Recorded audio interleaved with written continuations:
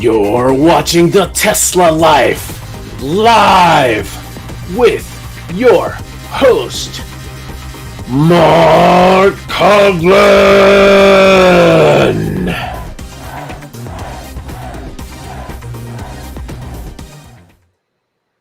Hello, everybody, and welcome to the Tesla Life number 439, I believe.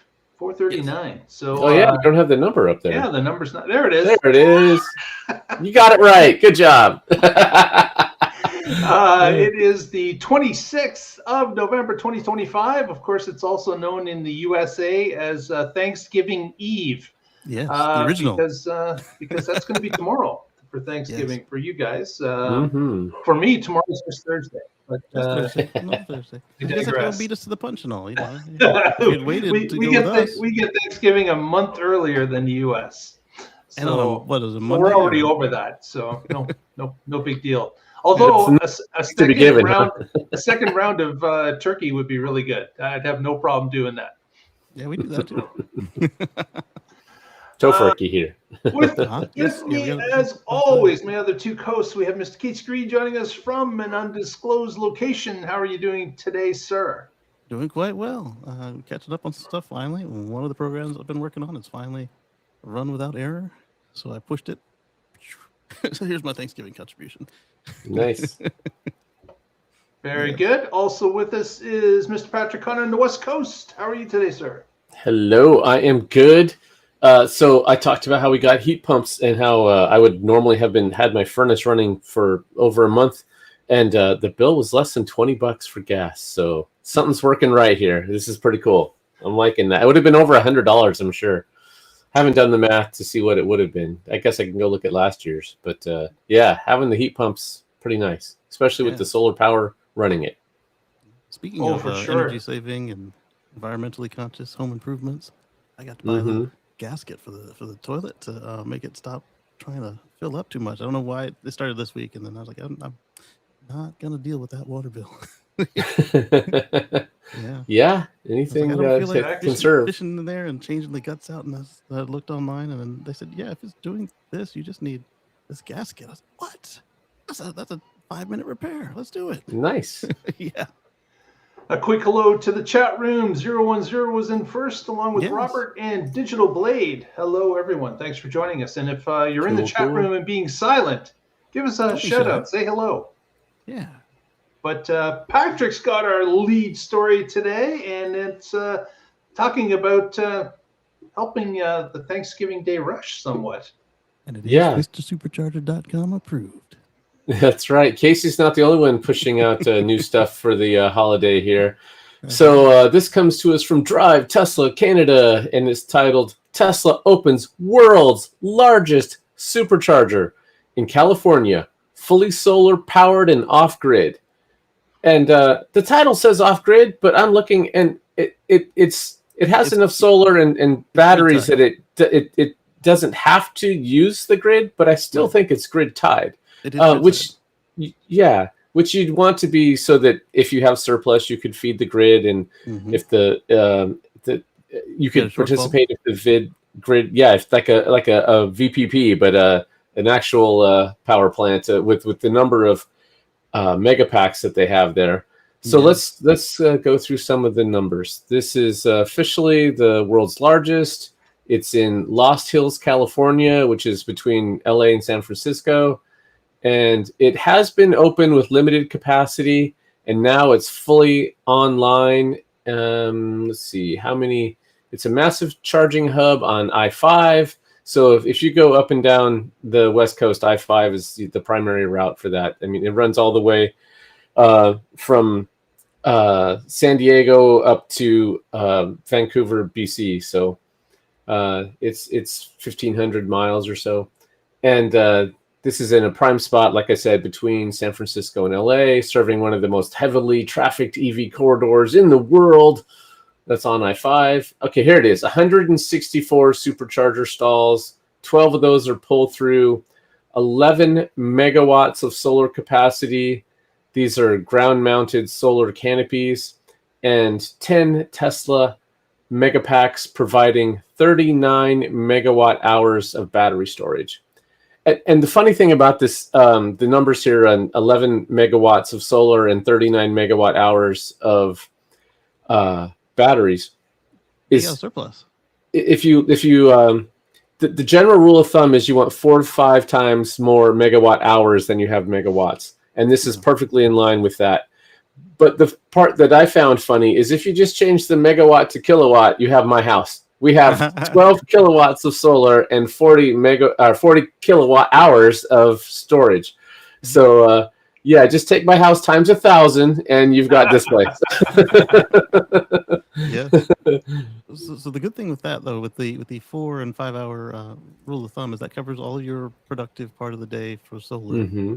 And if you have enough battery capacity to catch it all, then that means that even if they had like a slow day, they could catch it all for the next day if they'd previously had a really busy day or really bad weather. We talked about this earlier in the year when they came out, and we'd commented on how undersized the connection was for the 84 that they started with. And my understanding is that they didn't increase the grid connection yet. They slated it, they scheduled it, but like Patrick's saying, it's probably just going to be really to feed the grid back, except for maybe like today and tomorrow and these other high travel days, but probably not even that.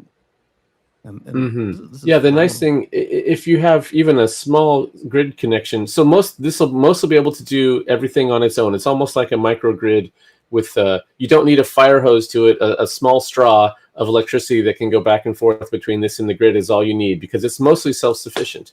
And the only reason the utility might want to increase that is so that if they say, hey, we need some help, it's a hot August afternoon at 9 p.m. and everyone's air conditioners are cranked to 11, we need some more juice, then Tesla could supply it. So it's mostly to benefit the grid if you want to increase that. It's not the other way around, that this is some big drain on the grid.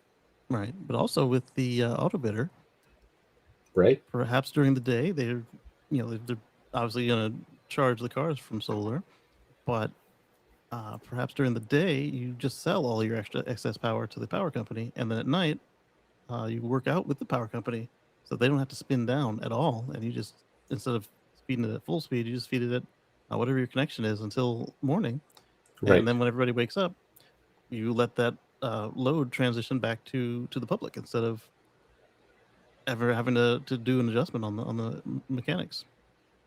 Right, and with the amount of energy that a site like this uses, they can get those kinds of deals. Like if you have a data center, power-hungry data center, you're not paying retail prices. You're getting power purchase agreement deals that are significantly lower. And you also have requirements to consume it, but you're going to do that anyway. So Tesla could definitely strike some deal like that with the local utility there in this area. But they will get you on those demand charges, because no matter how much battery you got at the data center, it's usually only to transition you to the diesel, and at that point, did you actually save any money? Unless the demand charge is just insane. But in this case, they could just coast out. Oh, you got a 3-day demand charge? Okay, we'll see you on Wednesday. Right. Yes, we can go off grid indefinitely, especially in the summer. Yeah. Yep. It took them 8 months from groundbreaking to get the first stage opened, and then a little bit over 4 months to get to this point where everything was open. So from groundbreaking to complete operation with the 164 stalls took just over a year, apparently. So for such a massive site, that's remarkable. It sits on just over 30 acres of land, because of course the solar takes up a lot more space than the actual site itself, or the megapacks, for example. They're a lot more compact than that array of solar panels. Another thing interesting about this particular site is that the solar array, if you've noticed from the photos, they're kind of like a tent design. Where I'm used to seeing solar panels that are, typically slanted towards the south and the south only. This appears to have this slant, so that I guess more exposure of the morning sun and the evening sun. Yeah. So it's collecting as much as it can on the east-west transition as the sun moves across the sky. Yeah, I watched a talk on, not really a talk, what do you call it? It's a spoken version of a white paper. If you can't move them and you got a limit, then you can do southern facing to get the most balance. But if you want the most overall collection and you don't want to do motorized or anything like that, any sort of tracking, then you'll want to do east-west for the morning and the evening. And it's not a lot of difference, but at that scale, we're talking even if it's only 5 or 10%, that adds up.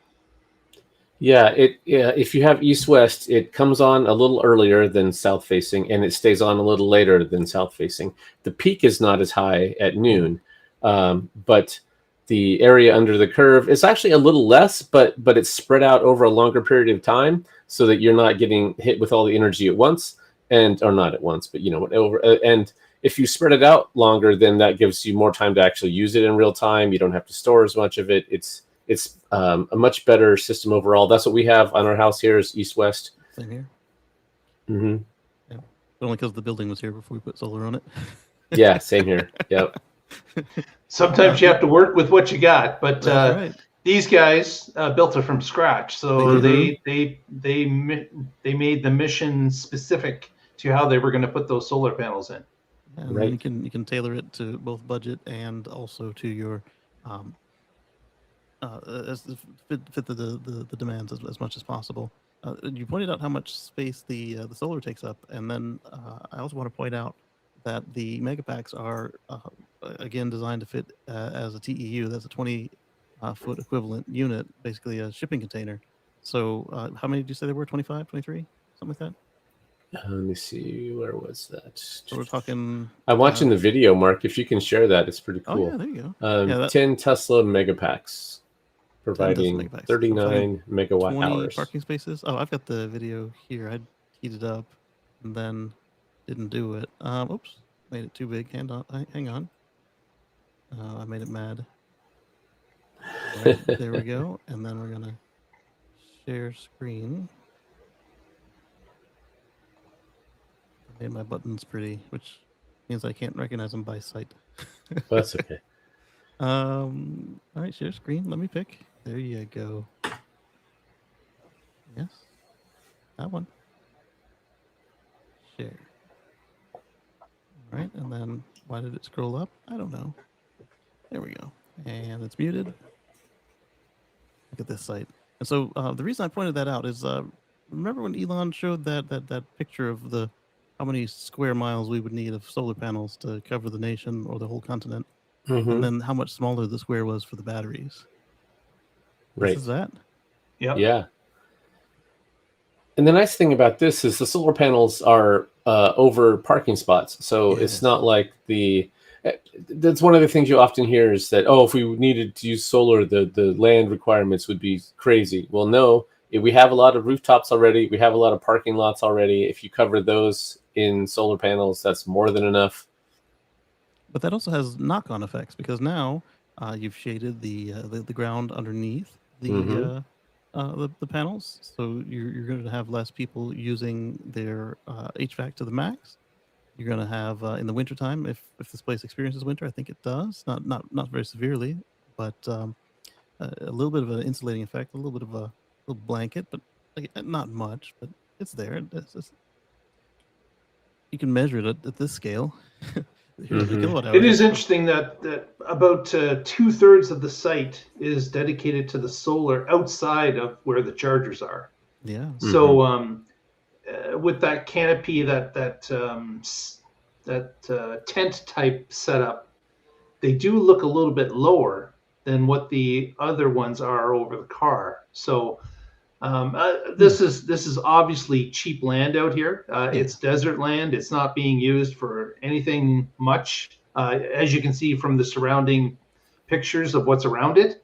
But I wonder if there is a use. Is there another land use for a desert scape like this underneath solar panels that could be sustainable? We definitely could do agrovoltaics if you're growing non-native plants. They would appreciate the shading. Or if you're growing native plants that prefer shade, there you go. You've got that too, especially if you do the bifacials. To me, it looked like you had like you said, the shorter ones, but was there like a Kettleman style, like a restroom area in there? It looked like to me. Oh, that would make sense. They had a building, but it's not very large, but it just looks like a washroom basically. Yeah, that's what I'm saying. If there's a place to relieve yourself there, that'd be nice. Yeah. Yeah, and a barista and maybe one of those fancy high-end vending machines with some sandwiches and stuff in it. Yeah, do it. Yeah.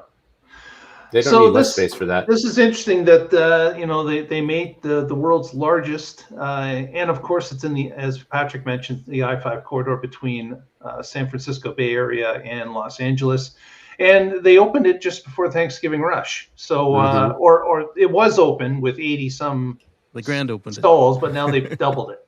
So this is they're not going to be required to put any of those trailers with mega packs and charging spots on them anymore in the I-5 corridor between these two cities for sure, because there's been a huge beef up of the number of sites along that route. And of course, there's been a number of stalls added to existing sites as well outside of Lost Hills. So, yeah, Harris Ranch is on that same, stretch of road, and it's not small either. It's 99 spots. Yeah, exactly. I would expect a couple of things with the what I call them the tankers.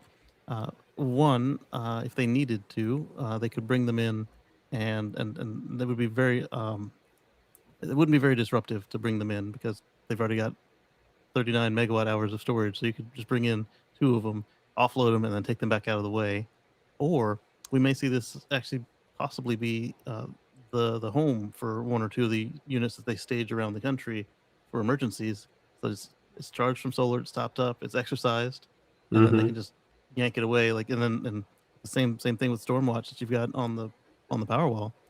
Hey, there's a storm coming into the coverage area for this cow, and it charges all the way up, and then they're ready to take it away when the time comes. Yeah, I mean, I'm sure they're going to use those trailers elsewhere. It'll be interesting to see if we get any reports over the long weekend. People discovering where those trailers are placed, California or even outside of California. Yeah. The other interesting bit about them, I wonder if some of them might have taken a trip to Jamaica, for instance. That's quite a barge ride though. The what do they say? 10 pull-through spots for towing, which is nice. Now 12, I thought, but yeah, 12? they're okay. Yeah. Now that you've got 4 vehicles rated for towing. 12, You've got Cybertruck, you've got Model X, you've got Model 3, actually, and Model Y. So 5. Actually, all 5 are because the U.S. Model S, I believe, did get the tow package. And the thing I find curious about this site as well is that they didn't announce yet that it's that Tesla Semi may be incorporated. But you've got a large parcel of land here. You've got lots of room for truck and trailers to do spin arounds. You've got a ton of land, and there's no real demand for the land elsewhere. So why would you not maybe tack that on with 8 or 10 of those type of stalls to this installation, or just in the lot beside it? If you don't want to intermix with the regular traveling public, go one lot further and put it beside it and tap into the solar and the utility that you have brought to this site. Absolutely. They probably will do that because, as you were saying, it's a very heavily traveled corridor. And so that means that the truckers are already going to be there, and then that would actually be an easy way for them to expand the capabilities in that zone, even if they have maxed out their capabilities for that address.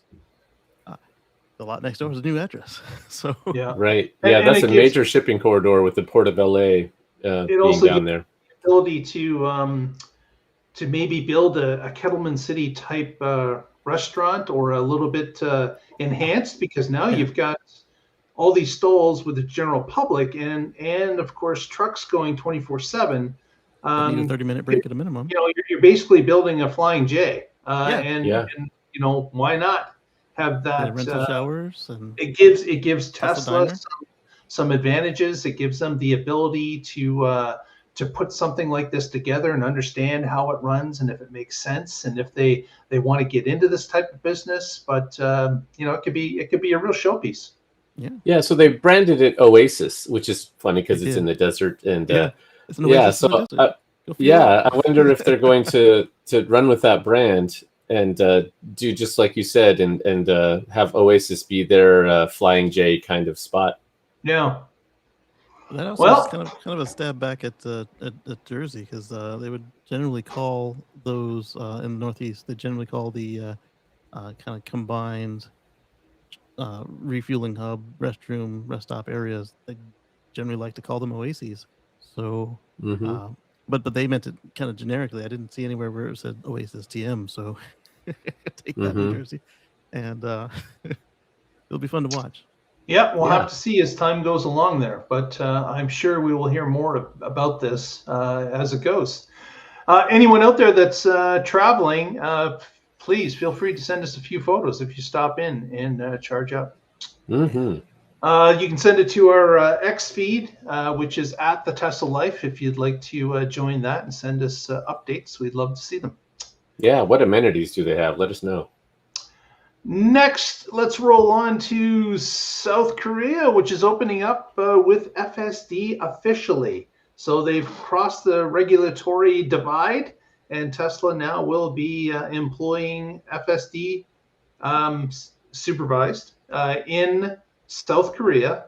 But what's kind of interesting is, as we pointed out last week, we thought that only vehicles from the US were going to be able to access the FSD to start with, because the Chinese vehicles have to go through an extra safety check compared to the US vehicles that don't. And we got word today that FSD is only going to be accessible with people with Model S's and Model X's, which of course are both only made in the US. And that is where they're starting. So it's kind of interesting that they singled out those two vehicles, which of course are going to be less vehicles on the road, obviously. But that's where they're going to start and roll them out in South Korea. That gives them room to expand gently as they get used to anything that's actually different over there, aside from anything that's different over there from what they've got in the other 6 countries in the world. And with S and X, you can point at it and say, well, why them first? Well, one, they paid a premium and got a premium car over the regular Tesla premium, and then you don't have to teach people whether their car came from China or Germany or the US, because they only came from Fremont.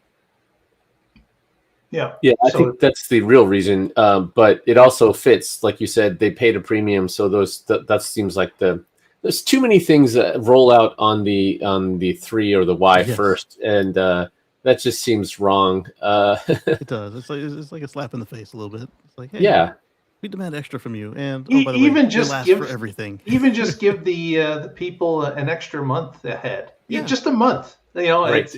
It's something to keep that brand, that flagship, elevated above the others. Yeah, I mean, you still make it. It's a flagship. You charge a premium. You make more profit. Just a little massage. Just a little. It doesn't even have to cost you anything or be hard to do. Just a little bit of white glove treatment. Look at the Cybertruck.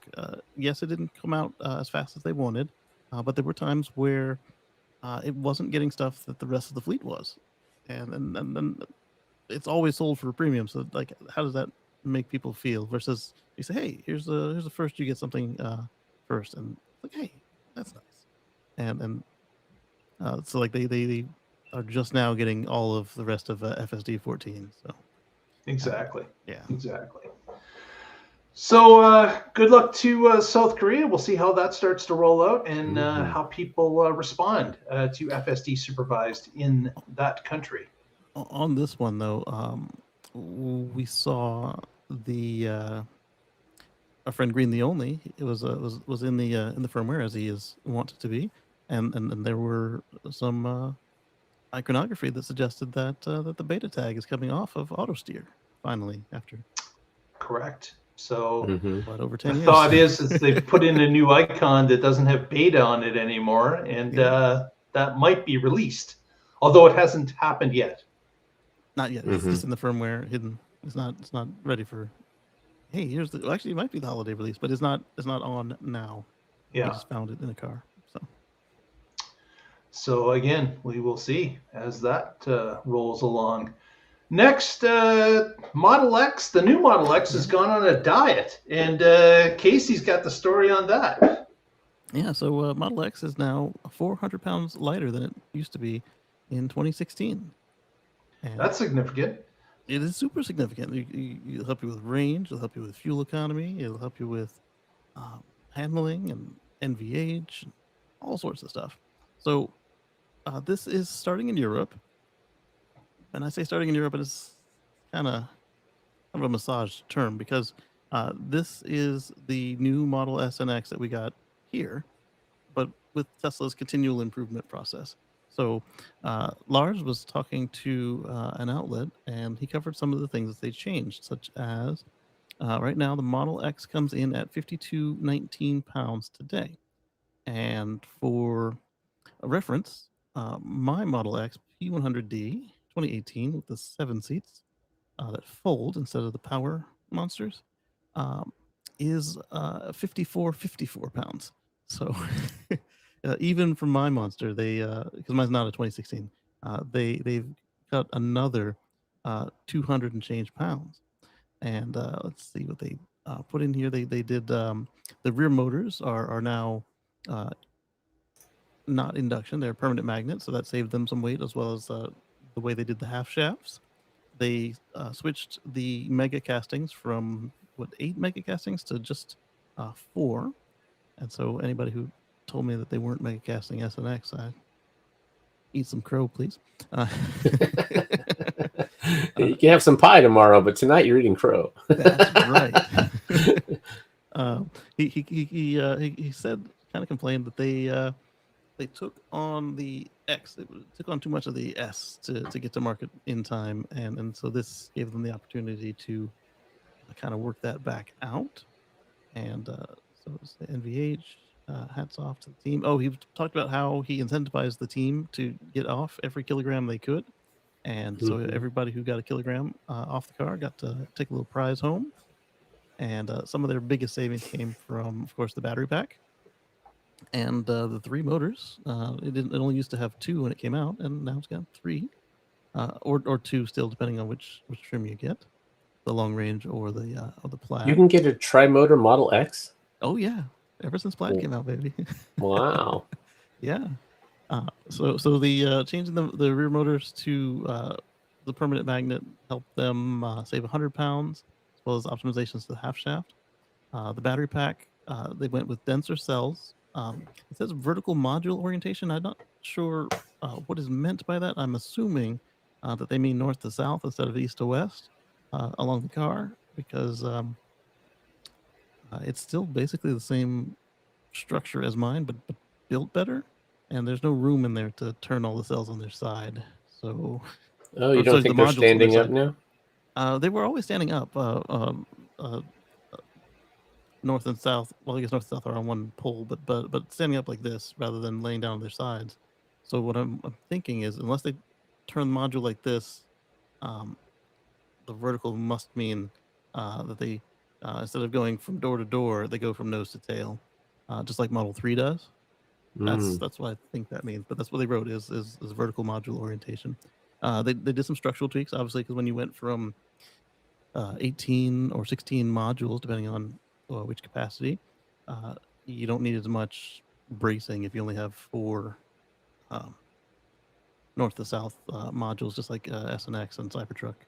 There are there are 300 fewer cells than there were previously, which all the casing and cooling and monitoring and wiring saves another 90 pounds out of the battery, which is substantial because with them having more capacity and more power, more energy and more power, you can can drive it harder for the Plaid, and you can go further than my legacy monster. Interior, they lost another 80 pounds just from optimizing the interior layout a little bit more, and watching the materials and how they constructed everything. And it is, I had a chance to ride in a couple of, not the newest ones, but like right after the Plaid came out, for about a week, and the difference is phenomenal. It's not like a refresh you'd have on a legacy where the frame stays the same and the car gets lightly touched. No, it's like let's say if, a car that's been out for forever. You got the 77 Crown Vic and the 2006 when they ended it. It's like that as far as how it feels, but more, because they're not lazy about it. Nothing against Ford and them, but they were very cost optimized.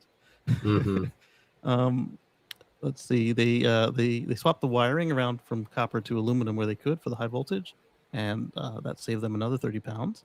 And it's easy to do when you're working with high voltage, because the higher the voltage, the lower the amps, which means that you don't have to worry about being as resistant to heating and such, that you need the copper anymore, and it can go aluminum, save you weight and cost.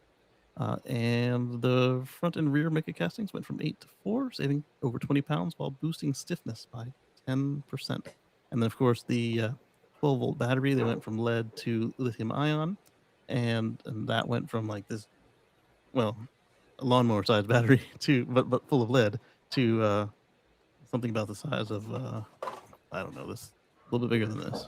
Yeah, the battery itself saved 14 pounds. Yeah, just the starter battery. And so from 2016 to 2026, I'd like to lose 400 pounds over 10 years. Obviously, ratio that, but that'd be fun. 400 pounds of me gone, I'd be somewhere else, right? He's floating. Negative weight. He's got negative weight.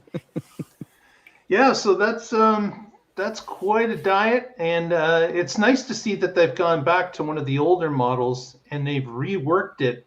As Lars had said in the interview, they had to rush out with the model previously to make deadlines, but the team's obviously in the background still working on things that they believe could be better, and this is proof positive that they can go back and make adjustments and changes based on what they've seen, and allowing them to have more time to work on engineering, and adding things or deleting things or changing things to make things better.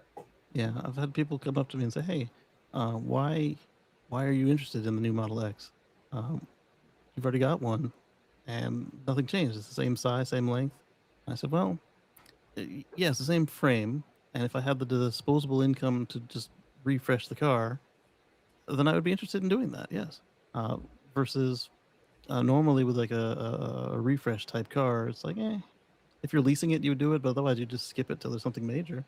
And this rides differently enough that it's like, I wouldn't say it's a whole new car, but if you have the extra, it's like, hey, this is really nice and we appreciate it. So that's why I'm on that one. I like it.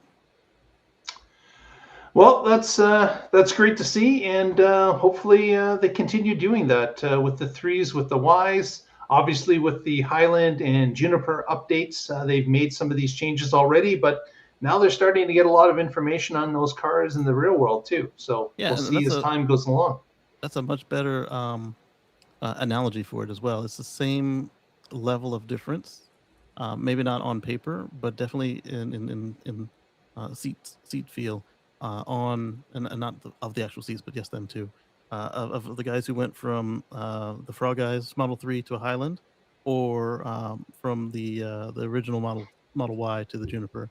If you can have experienced that, this is what going from an older Model X to the new one feels like. Yeah.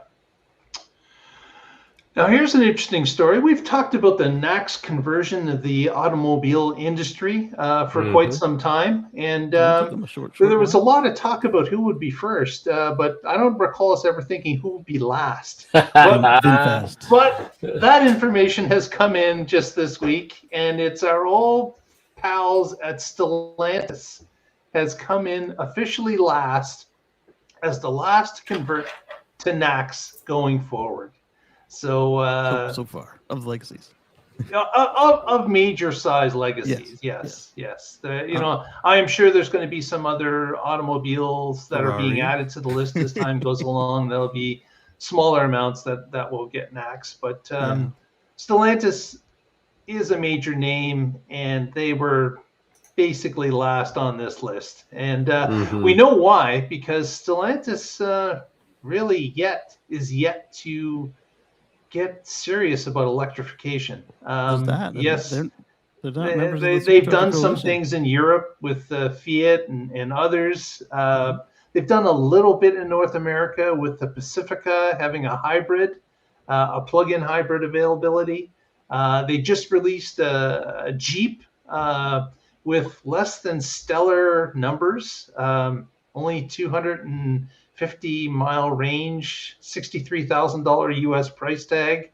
So not great when it comes to EVs, because they've been dragging their feet for so long and have decided that they had hoped this whole electrification thing would just disappear after they just put out their press releases and said, yes, we will do it at some point. We are going to do this.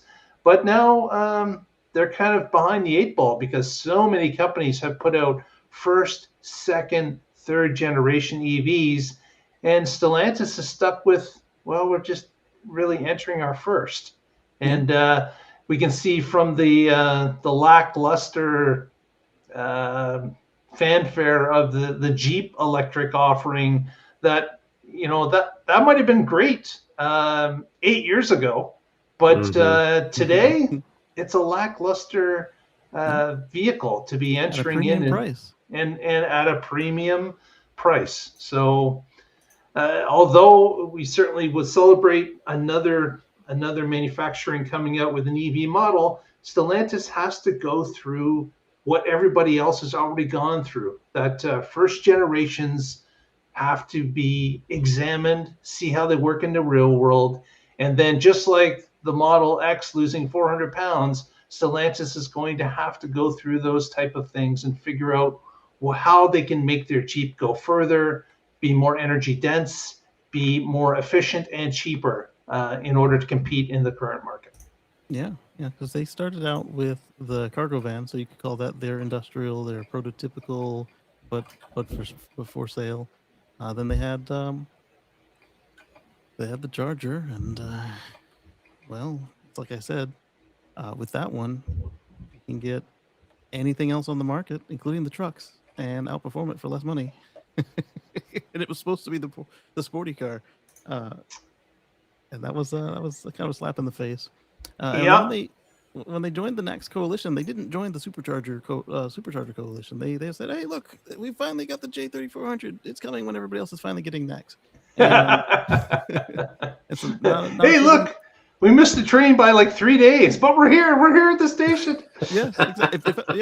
Stretch it out. It was like 3 days because they were the last to announce, and they didn't say Superchargers. They said, "We got this plug that everybody else switched to. Here's the engineering name. It's the SAE J3400," and they called it a day. They didn't talk about. I think they even mentioned the adapters, but they didn't talk about supercharging at all. And and they have a little more they put in their announcement, but they're still not first in that either. They put in that for Japan and South Korea, they're going to use the NACS port as well. But Hyundai and their group already beat them to that announcement for South Korea, and Afila already beat them to the Japanese NACS announcement. So, and they still haven't mentioned supercharging. I was still, yeah. So it's I don't know. I really think that Stellantis is in trouble when it comes to this, because they've been dragging their feet so long, and their offerings are showing that. So hopefully they can get things turned around, but it's right now it's not looking great.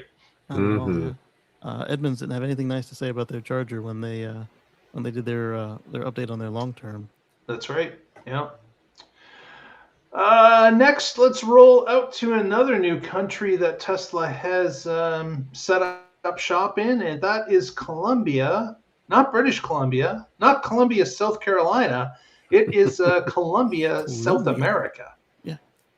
So this is the second South American country that Tesla has entered into, and orders officially via internet have opened. And the company is now hiring some service people to put inside an actual service and sales center.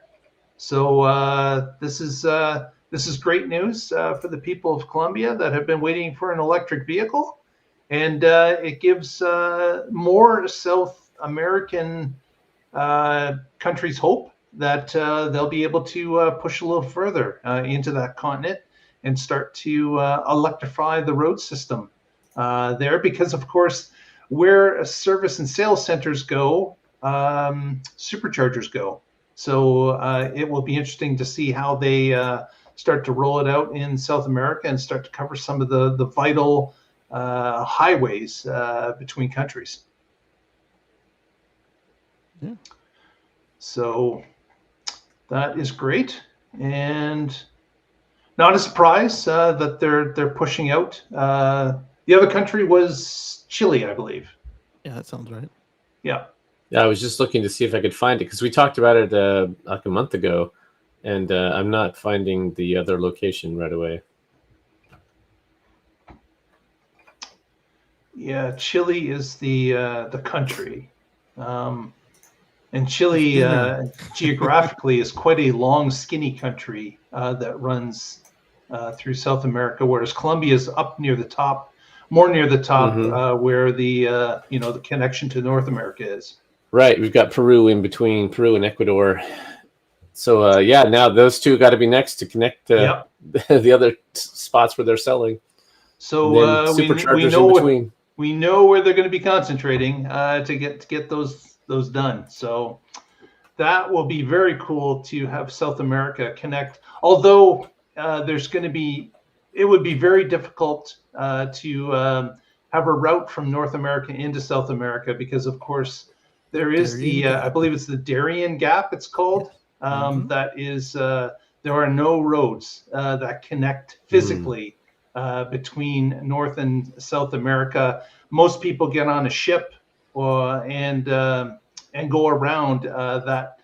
I think it's a 60-mile or 100-mile stretch of non-road because it cuts through the densest of jungles, and the governments are not too happy to have a thoroughfare that could be used by drug dealers, apparently, that would connect the north and south. So there's a lot of political turmoil as to whether the road will ever be built. It certainly could be built. It would be difficult, but they certainly could do it engineering-wise. But right now, there's no stomach to actually do it. And that's assuming that you don't get taken advantage of on your way through there. If you're going through without like a massive team, and of course all the gear you need to be able to do that, because the handful of people who have tried it on their own have. It's a harrowing journey. If you've ever seen some of the shows, like what was the EV motorcycles, Ewan McGregor? Long way up. Yeah, long way up. An excellent docuseries to watch about them traveling from the southernmost point of South America to Los Angeles area. And they had the trials and tribulations of driving electric motorcycles with a Rivian group of 2 vehicles as support vehicles, traveling all the way from the bottom to the top. And a lot of the trials and tribulations can be seen in those videos. Yeah, didn't a pair of Nissans, of course the whole team, do it as well? A Nissan Ariya with a very, very specialized setup. Yeah. So there's a few that have actually run it, but all of those too have either taken a plane or a boat across the Darien Gap. So even them, no one's really penetrating that jungle. Yeah, and then not just the muggers and everything like that. You've also got all the mosquitoes and other bloodsuckers. And if you do complete it with a team, you'll find the abandoned carcasses of the vehicles of a team that famously did it in the 40s or the 60s. I think they got out with like 2 or 3 cars, and most of the rest of them are stuck in the gap. Oh wow, they abandoned them there. Just left. Didn't have a choice. Right. Can't just call AAA there, huh? No. Nope. That is definitely not available to you. Scavenge the working parts, put them on the car that was mostly surviving, and then get your people out of there. Exactly. Next story, just wanted to touch upon this. We had talked about this previously. Again, Supercharger related. Third-party superchargers that are actually maintained and operated by the Tesla service group. Yeah. So what's this about, Casey? Over in Land O'Lakes, Florida, a group has purchased 8 superchargers, and they just went online and they got them on the map. You got the photos or the video of it. Yep. And what's cool about this one is it shows up in the map, and it's priced similarly to the Tesla superchargers in the region. However, it's not priced exactly like the superchargers nearby. The 2 nearest ones are cheaper, but what's interesting about that one is for the Tesla members and owners, members being you're non-Tesla but you're paying the subscription for cheaper charging. They pay the same price as non-members, but for the non-members, it's actually a few cents cheaper than those 2 nearby stations because of the price that they set. And here you can see they've got their own branding on. They went with a wrap, and so each supercharger has a different animal on it, which is pretty cool. And if you have a free supercharging package, either time limited or dollar limited, or for life of your ownership of the car, or for life of the car, depending on how old your car is or what kind of deal you got, they are not included in this. I was wondering at first if Tesla would just cover it since they're collecting, but then I thought one of the ways that it could be gamed is if you buy these superchargers and then you just only supercharge. Not that that's going to cover the cost of getting your superchargers, but if you're going to remove phones from service departments to save money, you definitely aren't going to want to pay a site owner for their entire fleet of cars to supercharge. And but so far right now, if you plug in, you get a little warning, just like you do on your first overage, like where you stay past the time on a high demand station, or what's the other condition where you do it the wrong time or the wrong rate or something to that effect. I forget what the other condition You're going is. over the percentage that they've outlined. Yeah, going over percentage. Yeah. And it's similar to that, where the first time you do it, they say, hey, don't do this. This one's free on us. Here they're not saying don't do it, but they're saying, hey, this doesn't cover that. So you saved $6 or $8 or $13, whatever it was. They send you a message, hey, this one's on us, and then next one you got. So be mindful if you've only ever had to pay for overages, and then you open your statement and they've hit you for $50 or something because you went through a slew of them. That's why. And it was interesting to see that these have been branded to however the third-party business wanted to brand them on the exterior. The word Tesla is not located on these at all. So not on the face. I wasn't sure if on the handle or the charge card screen if they put the little logo there, but they never said Tesla there anyway. It was just a logo. And when you buy these, you can buy them as V3 pluses or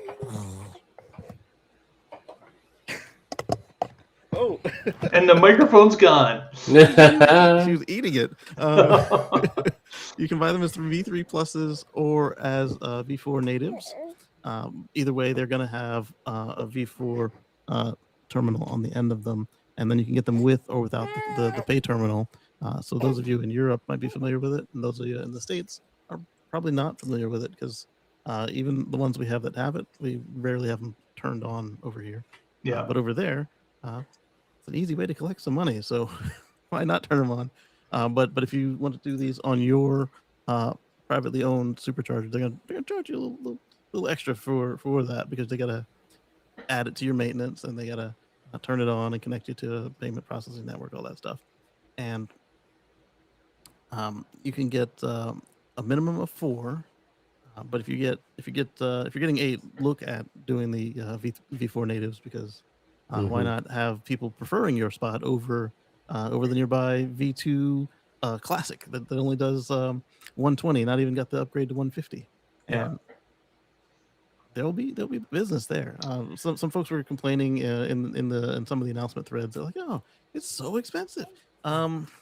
It's really not, when you consider what other high-speed DC fast chargers go for, because the kind of prices that one person said it was quoted in, he's like, I could buy a house for that. Yeah, you probably could, but most of that probably went to the government in permits, and then the electric company in build out, and then the fresh. She's got me on 2 wires. She's choking me out. The amount of the fee that went to the chargers and the installation was probably minuscule compared to getting attacked. Yeah, compared to and then I even compared one of the quotes that the guy said he received to a local 12 or 18 stall destination charger, and it was not much more expensive than that. We're talking like it was one new car more expensive than that was, and that was a couple of years ago.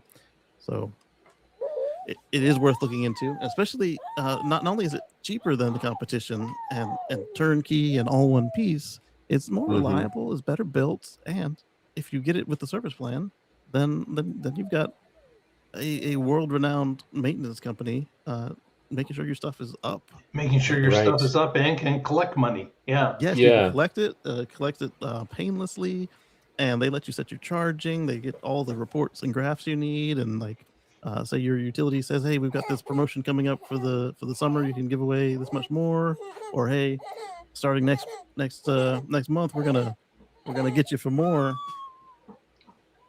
You can have that all built in. Yeah, this is a great way to expand the network without Tesla laying out a bunch of their own cash. If someone else buys it and then they install it, they maintain it on a service contract, that's great. That's more EV charging without a lot of cash outlay from Tesla, which allows the network to expand faster. And then I really like the graphics they have on these.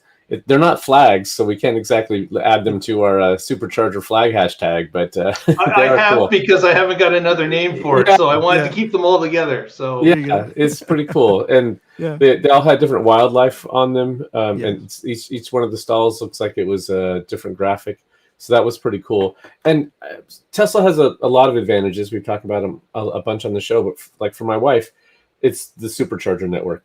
Because we struggled so much with the Leaf, going to these blink stations that were broken, and even some of the EA stations that we had to call to get them enabled. I mean, okay, like every time I want to charge, I can't just plug in and go. No, I have to do something in the app. I have to call you. I have to say, please reset the station. And now I've been here a half an hour and I haven't even started charging yet. Now it's finally going.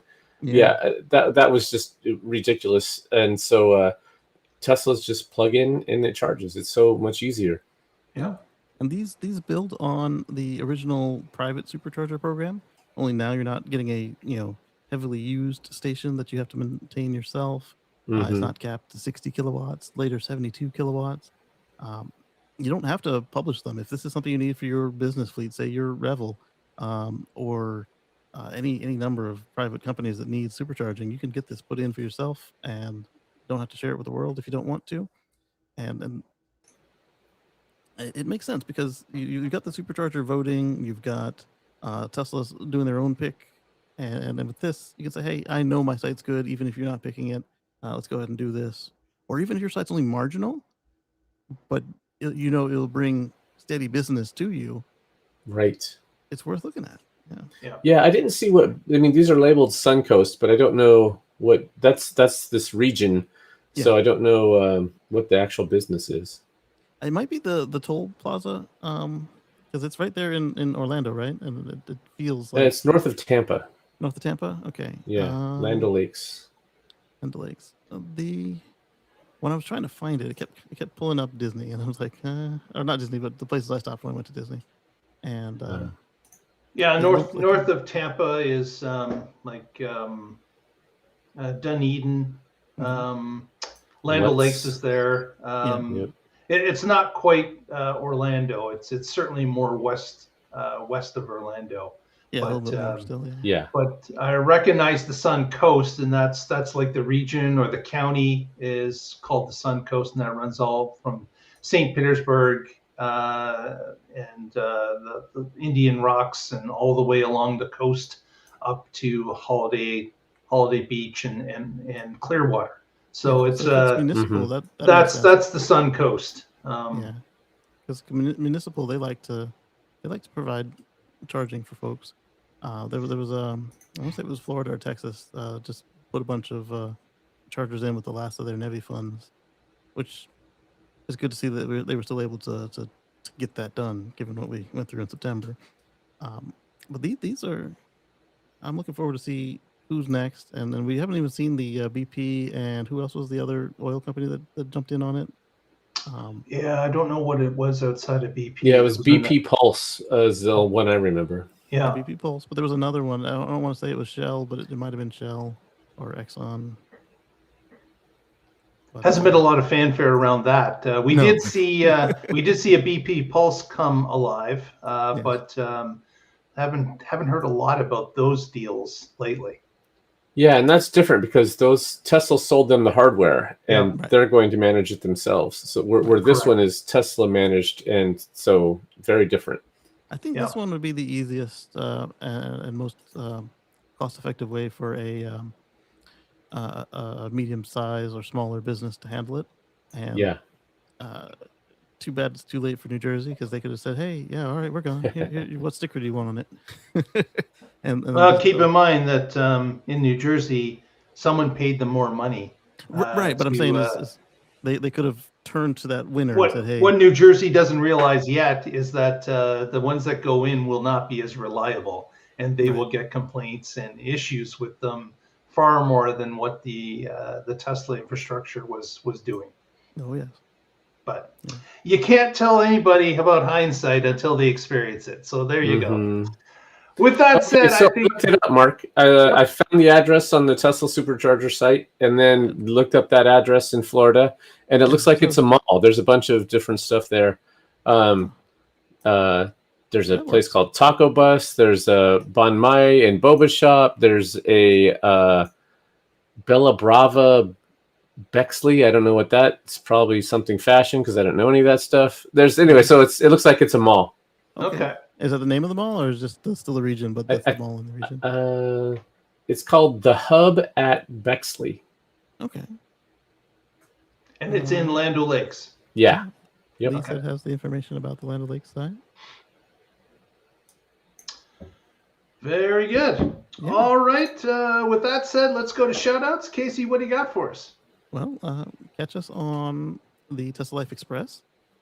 We have episodes coming out, definitely Mondays and Fridays, but who knows where else in between. Turn on the bell, and it'll alert you when we go live. It's not. We are live in the chat, but it's what do they call it? Premiere. A recorded show. Mm-hmm. Yeah, it's recorded. It's the premiere. Unlike this one, which is live, but live. That one's half live. Yes, and then catch me and whoever else happens to come through on Sundays over at youtube.com/CaseyGreen or x.com/CaseyGreen, and that's about 1:20 p.m. Eastern on Sundays. Sometimes I'm on time. It's not like here where I'm hitting the button no matter who's on the train. It's sometimes the computer fights me, but you usually catch me on there, and so appreciate it. Come through. Yeah. Thank you, Patrick. I want to give a shout out to everybody in the chat room, and specifically Lee Moon here. You have 14.2. So you went from 14.1.4 to 14.2. I went from 14.1.4 to 14.1.7. Like, what? What? 2 is rolling out to everybody else. Why did I get this 1.7 stuff? So I'm envious. I'm jealous, whatever the word is. And then another shout out here for Ali. Working on the SNX to do steer-by-wire. I have a story coming out about that on my blog, carswithcords.net, where I connect some dots and do a little speculation, conjecture, and we'll see if I'm right. It'll take about, if I'm right, about a year from now we'll know. So stay tuned for that. As always, I'm with the Oregon Electric Vehicle Association. You can find me at oeva.org, and I blog occasionally at carswithcords.net, where I write about my future free from fossil fuels. Thanks. Got it. All right. Another shout out to Lee. Thanks for the music we use every week, Lee. Appreciate it. And with that said, get with us next time, and we will find out what's happening in the Tesla life. Stay positive. Test negative.